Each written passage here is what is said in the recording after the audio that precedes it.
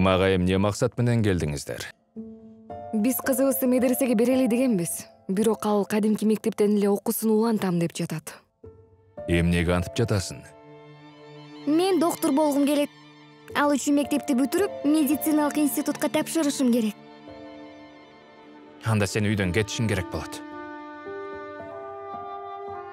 Куран окуу деген сөздөн башталат. Бул кайрылуу бардык момун мусулмандарга, аялдарга жана эркектерге да арналат.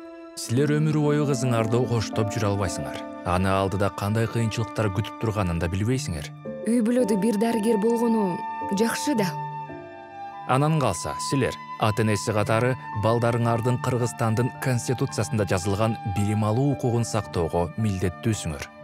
Билим алуу укугун шарияттагы, силердин кызыңарды өзүңөрдөн алыс чыгарбайм деген каалооңор дагы чектей албайт.